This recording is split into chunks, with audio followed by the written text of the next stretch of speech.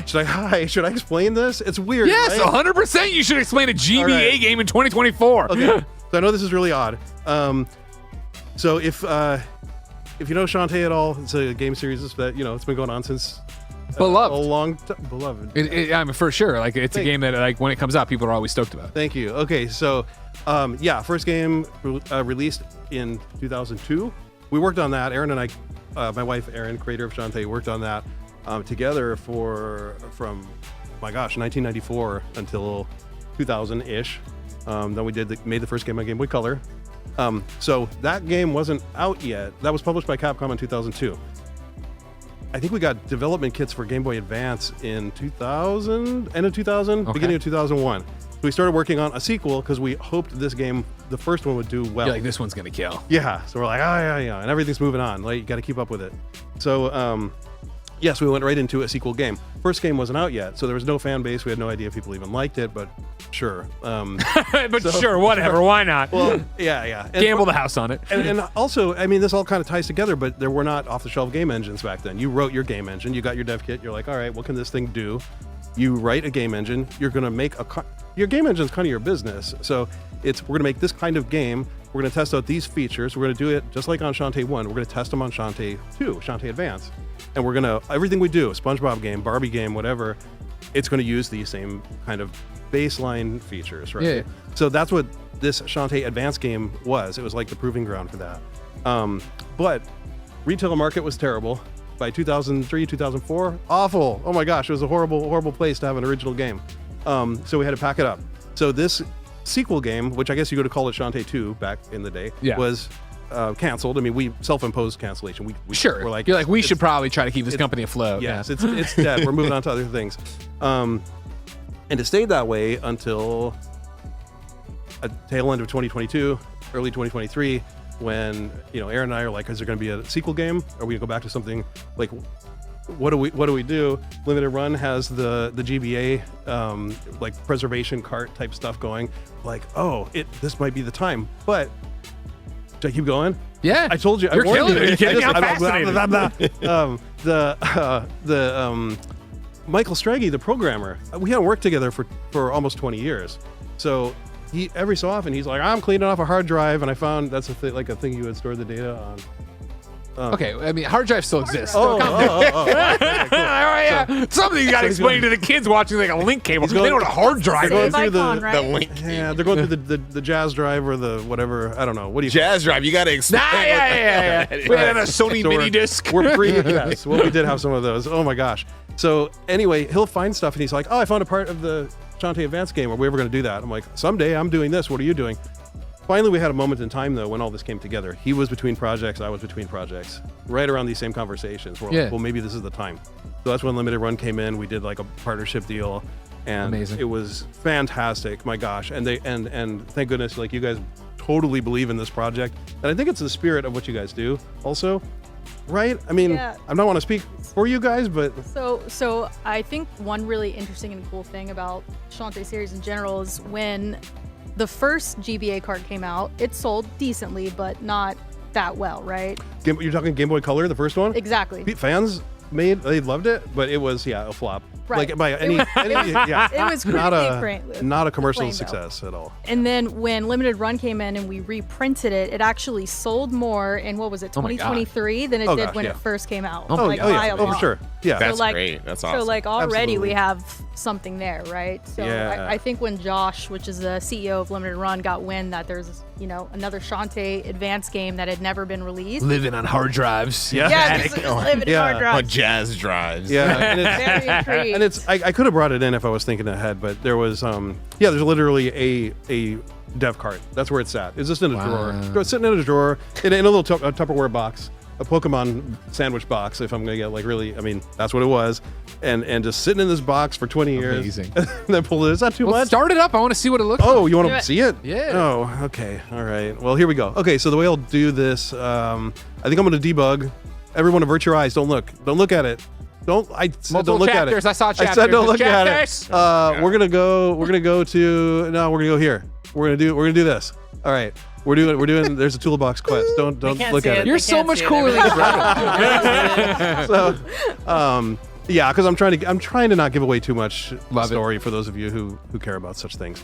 But this is just an example Looks of amazing. Hey, oh, thank you. 100%. I mean, Amazing. so it looks like it looks like some retro game, right? So it's I won't give away too much, but I'll show a lot of cool stuff. Don't give anything away.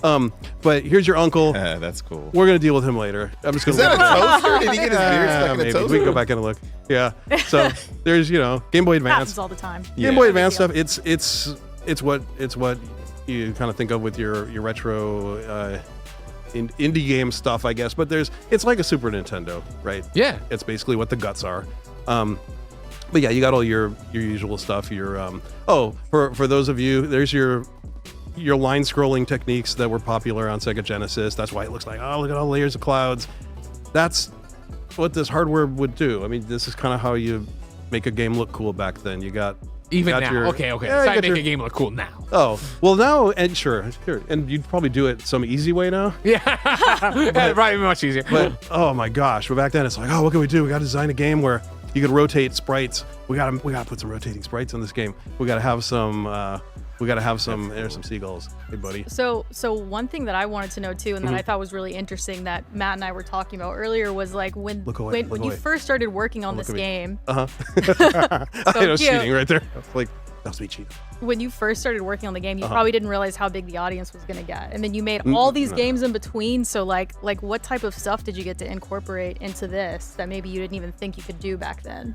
Blah. Well, okay. So, and I'm going to dive off this platform. Do it. Do it! Look, Oh my rotating, God. guys. Did you see the rotating Yay. sprite? Did it, and look at you got all Oh, the and gems. did I miss one? No splash. Well, hang on.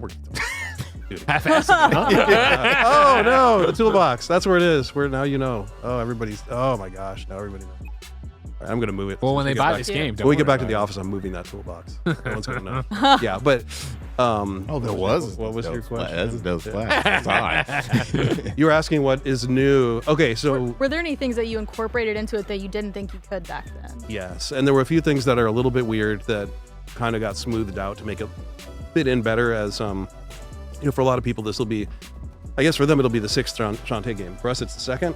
Yeah. But Like all those quality of life improvements you knew, forget about it. Yeah, exactly. So, so a lot of them are in there. There's a lot of things that weren't in there originally, like the way save points are handled is a much more fluid. I'm going to jump around to another spot if you Please. don't mind. We are running out of time. We took. Are we really? Set up. Yeah. Oh my gosh, You had 15 it's minutes. amazing. You burned it all. Oh, I love setting it. this thing up. I love God it. forbid you Well, put it I'm on going the to list. say, if you go, like you what go. you see, Yeah. you can please. pre-order this on limitedrungames.com right now. Where to go? It's limited pre-order. You can only buy it through April. So make sure you pick it up now while you can. There is going to be a modern version of it. PlayStation, Nintendo, We did it, y'all. Xbox, PC. So be sure to check it out. Yeah, April 7th is the hard cutoff, right? Yep. All right. So as far as the gimmick of this game, maybe I could talk about that real quick. Please. Is you are moving between front and back layers. So now we're on the back. Oh. And now we're back on the front layer. And what you are ultimately going to be doing is switching these layers back and forth. And if you guys don't mind, since we are short on time, Yeah, I'm yeah, gonna yeah, just no, like please. zip on through using a little of the cheaty cheat here. But you can move these layers independently for puzzle solving. So you're like, okay, I need this door, this front part of the world to be located at a different location. And actually, you know what? Based on the time, I'm going to do something slightly different. I'm going to show you this. I think this would probably be maybe more of what you guys might want to see if you're more familiar with previous Shante games. It's just jumping into one of the labyrinths, which is like the big dungeon areas. Sure. So, things that are different this time around. The dancing is easier to pull off, and it's not so complicated as it used to be back when this was first developed in 2002, 2003. But it's a lot of just fun gimmicks and do that. This guy.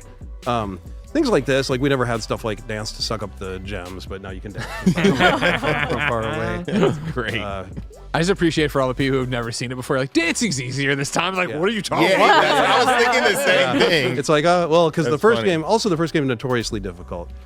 This game would have been the sequel, would have been harder, but now it kind of fits as it's sort of a sequel to one, but it also is it does have plenty in common with the modern ones, with the ones you find right now on Nintendo Switch or PlayStation. Yeah. What else can I explain about this? I mean, you've done it. Shante Advance. Here, I'll just real quick demonstrate a.